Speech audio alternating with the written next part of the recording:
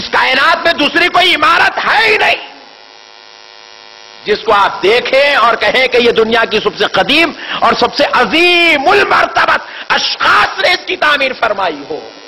پوری کائنات میں کوئی عمارت نہیں. پوری کائنات میں اگر کوئی عمارت ہے وہ کعبہ معظمہ ہے. آپ کعبے کو مل لیں تو یوں سمجھ لیجئے آپ نے حضرت آدم سے بھی مل لیا ہے, حضرت عیسیٰ سے, 1,24,000 پیغمبروں سے آپ کی ملاقات ہو گئی ہے. کعبہ ہمارے اور نبیوں کے بیچ کے درمیان کی کڑی کا نام ہے. 1,24,000 پیغمبروں کا فیض, ان کی روحانیت, ان کی برکتیں, ان کی سعادتیں, ان کی رحمتیں ہم تک منتقل کرنا تھا. اس لیے اللہ بار بار کعبے کو کسی نہ کسی انداز میں ڈھایا جاتا, کعبے کی تعمیر ہوتی چلے جاتی اور ہمیں جب جا کر کھڑے ہوتے. اب تعمیر نہیں ہو رہی ہے, اب مسجد حرام کی تعمیر ہو رہی, کعبے کی تعمیر نہیں. اب روک دیا گیا کیونکہ اصل وقت آ چکا ہے. جن کے لیے یہ سارا ماحول بنایا جا رہا تھا اب وہ دیوانے کعبے کو آ رہے ہیں. اب صرف انبیاء کا فیض دیا جا رہا ہے.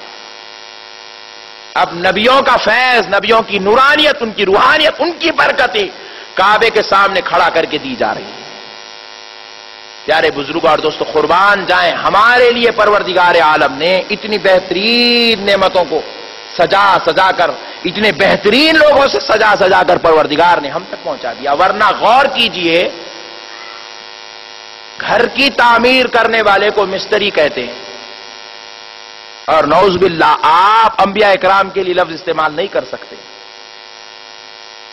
پھر ہم نے پوچھا جب مولا ہم یہ استعمال کر نہیں سکتے اور انبیاء اکرام کا کام تعمیر کرنا, گھر اپنا گھر وہ خود نہیں بنائے, لیکن اے پروردگار عالم یہ گھر کیوں بنوایا گیا؟ تو رب کریم کہتا ہے صرف تمہیں فیض پہنچانے کی خاطر, صرف تم کو نبیوں کا صدقہ دینے کی خاطر, کیونکہ تم کو جنت میں تمام امتوں کا سردار بنایا جائے گا. سرداری تمہارے پاس ہے, فضیلت تمہارے پاس ہے, انعام تمہارے پاس ہے, اور انعام لینے کے لیے انعام یافتہ لوگوں کا فیض ضروری ہوتا ہے. ان کا فیض دینے کی خاطر تمہارے دور سے پہلے ہم نے انبیاء اکرام سے کعبے کی تعمیر فرمائی. معزز سامعین اکرام, ایسے ہی اگر ہم غور کرتے چلے جائیں تو بہت بڑی نعمت ہے. اور ایک بات دیکھ لیجئے, حضرت ابراہیم علیہ السلام سے پہلے کے جتنے انبیاء اکرام کی امتیں تھیں, ان امتوں کے دور میں نہ صفا و مروہ تھا, نہ آب زمزم تھا, نہ مقام ابراہیم تھا, نہ ان کو ایسی شان اور عظمت تھی. جو کچھ بھی عظمت نصیب ہو رہی ہے, قربان جائیے, سارے نبیوں کا صدقہ غلامان مصطفیٰ کو نصیب ہو رہا ہے.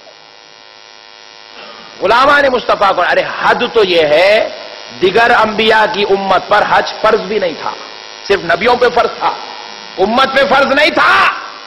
رسول اللہ نے دعا کی, اے اللہ میری امت کے لیے یہ عبادت جو تو نے نبیوں کے لیے رکھی ہے میری امت کو بھی عطا فرما دے, کیونکہ مولا میں دیکھ رہا ہوں اس میں تیرا خاص فضل ہے, اور جب میرا امتی یہ عبادت کر لے گا تو مولا میں چاہتا ہوں کہ تو اسے نبیوں کی رحمت اور فیضان سے سرفراز کر دے گا, ان کا صدقہ عطا فرمائے گا. تو پروردگار عالم نے حبیب پاک کی دعا قبول فرمائی, اور پوری کائنات میں 1,24,000 پیغمبروں کی امت کو جو نعمت اور سعادت نہیں ملی, رسول اللہ کے صدقے میں رسول اللہ کے غلاموں کو حج کی عبادت نعمت نصیب ہو چکی ہے. حج والی عبادت نعمت کی شکل میں نصیب ہو چکی ہے. اللہ رب العزت نے اپنے حبیب کے صدقے سے ہم کو یہ نعمت عطا فرمائی. اب آخری بات سن لیں, اس امت میں سب سے بہترین حاجی, سب سے اول اور اعلیٰ درجے کا حاجی وہ ہے جو اپنی جوان عمری میں حج کر لیتا ہے. کون ہے بھائی ذرا بولیں؟ جوان عمری میں جو حج کر لیتا ہے. بوڑھے ہونے کے بعد حج کو جانے سے 700 نہیں بلکہ 70,000 گنا زیادہ بہتر ہے کہ وہ جوانی میں حج کر لے.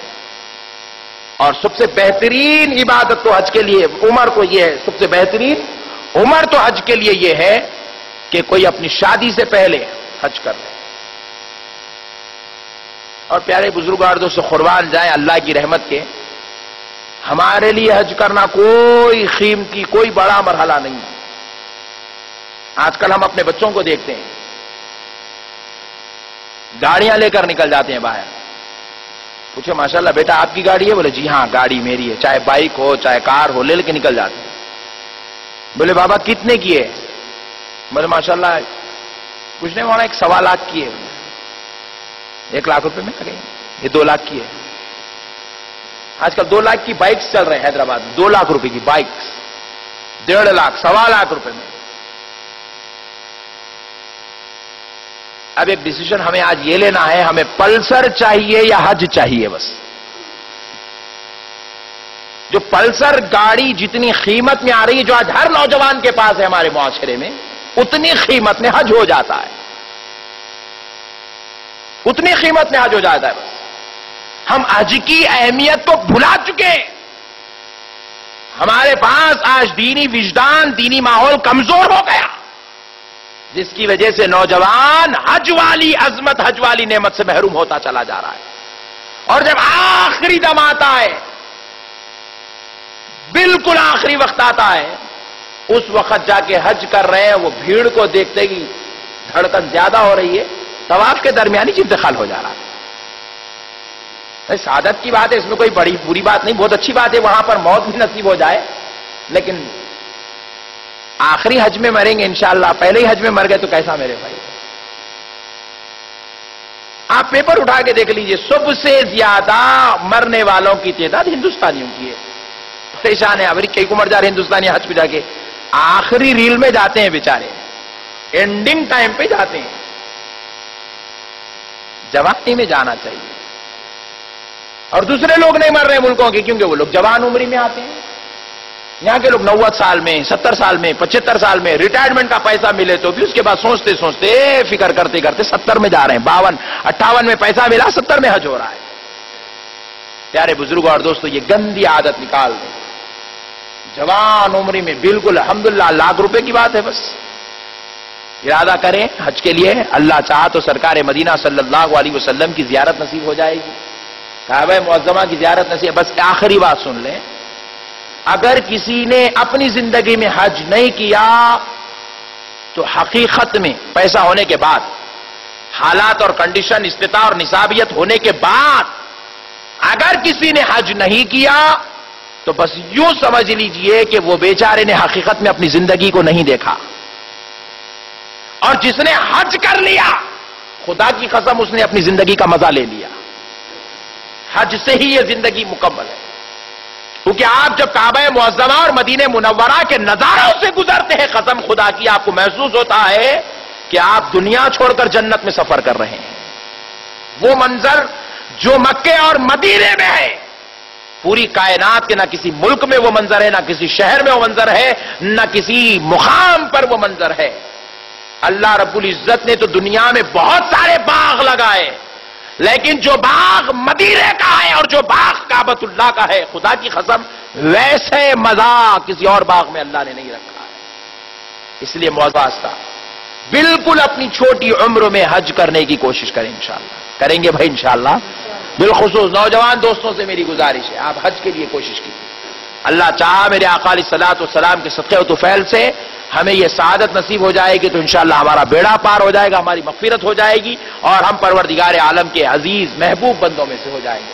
اللہ رب العزت سے دعا ہے، پروردگار عالم تجھے تیرے پیارے حبیب رحمت والے آقا دونوں جہاں کے داتا شاہ و مولا صلی اللہ تعالی علیہ وسلم کے صدقے طفیل سے مولا ہمیں حج بیت اللہ نصیب فرما دے، زیارت نبوی صلی اللہ علیہ وسلم عطا فرما دے۔ اے اللہ ہمیں وہاں تک پہنچنے کی توفیق عطا فرما۔ اے اللہ ہمارے دلوں سے دنیا کی محبت اور مال کی محبت، کاروبار و تجارت کی محبت کو نکال اور تیری عبادت کی محبت کو داخل فرما دے، تیرے دربار تک پہنچنے کی محبت ہم کو عطا فرما دے۔ اے الہ العالمین تیرے حبیب پاک کا صدقہ و طفیل سے مولا جو مسلمان بھی تیرے دربار اقدس میں پہنچ چکے ہیں، اللہ ان کے حج کو قبول فرما لے، اور جو کر چکے ہیں ان کے بھی حج کو قبول فرما لے۔ اے اللہ جو آئندہ کرنے والے مولا ان گناہگاروں میں ہمارا نام بھی شامل فرما لے، ہمیں حج بیت اللہ کی توفیق اور زیارت نصیب فرما